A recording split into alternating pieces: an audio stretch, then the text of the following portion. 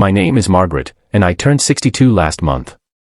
My daughter Sarah is 35 now, a single mother working 2 jobs to support my grandson Tommy, who just turned 8. Life hasn't been easy for her since the divorce 3 years ago. On the morning of my birthday, Sarah arrived at my door with Tommy bouncing beside her. She was holding a wrapped box, and I could see the exhaustion in her eyes, the kind that comes from endless worry about bills and bedtime stories and being both mother and father to a growing boy. "Happy birthday, Mom," she said, kissing my cheek. Her hands trembled slightly as she handed me the gift. Inside was a tablet computer, sleek and new. I stared at it, my throat tight. I knew what this cost her. I knew the overtime shifts, the skipped lunches, the careful budgeting that made this possible. "Sarah, honey, this is too much," I whispered. "You're always saying you feel lonely during the day," she said softly. "Now you can video call us anytime. Tommy can show you his drawings. We can watch movies together even when we're apart." That first week, Sarah came by every evening after work to teach me how to use it. We laughed at my clumsy fingers on the screen. Tommy showed me how to find his favorite cartoons. Slowly, this little device became my window to their world. Then on day 11, everything changed. I was making tea when I heard the sirens. Living on a quiet street for 30 years, you notice when something is wrong. I went to the window and my heart stopped. 2 police cars were parked outside Sarah's house, just 3 doors down. I rushed outside, my slippers still on, my cardigan unbuttoned against the October wind. Officers were leading Sarah out in handcuffs. Her face was pale, her eyes searching frantically until they found mine. "Mom, take Tommy," she called out.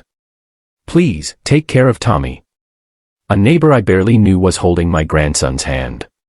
The boy was crying, confused, calling for his mother. I gathered him into my arms as they put Sarah in the police car. The next hours were a blur of phone calls and tears. Finally, I reached her lawyer. The charges made no sense. Sarah was accused of embezzling money from the medical office where she worked as a billing clerk. $30,000, they claimed, transferred to her account over 6 months. "It's impossible," I told the lawyer. "She can barely afford groceries." That night, Tommy slept in my guest room, clutching his stuffed elephant. I sat with my new tablet, staring at the screen, when something caught my eye. Sarah had set up her email account on it for me to practice with. A notification appeared. It was an email from someone named Derek Chen at her workplace. The preview showed, "Next transfer scheduled as discussed." My hands shook as I opened it.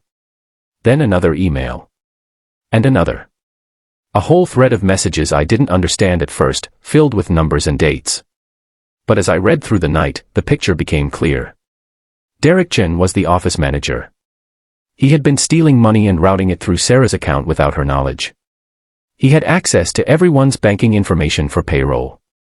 The emails showed him bragging to someone else about the scheme, about choosing Sarah because she was too trusting and too tired to notice. At 6 in the morning, I called the lawyer. By noon, we were at the police station with printed emails.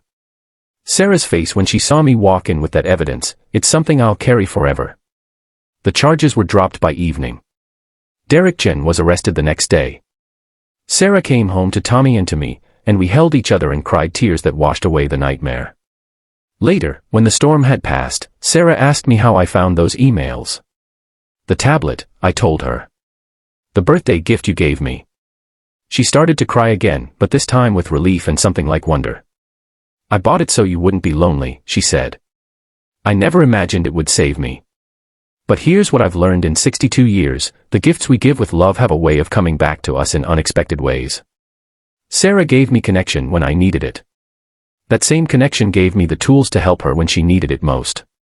Now when I video call them each evening, when Tommy shows me his latest school project on the screen, when Sarah and I watch our favorite cooking shows together even though we're in different rooms, I think about how technology isn't cold at all. It's as warm as the love we pour into it. The tablet sits on my kitchen table now, always charged, always ready. It's more than a device.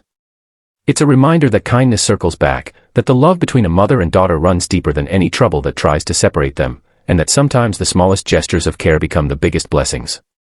Sarah still works hard. Tommy still bounces with endless energy. And I'm still learning new things on this tablet every day. But we're together now in ways we weren't before, connected by invisible threads of love and technology and the simple truth that family takes care of family, always. If this story touched your heart, please like this video and share it with someone who needs to hear it today. Subscribe to our channel for more stories about kindness, family, and the beautiful unexpected turns life takes. Leave a comment below and tell us about a time when a simple gift changed everything for you. Your story might inspire someone else who needs hope right now.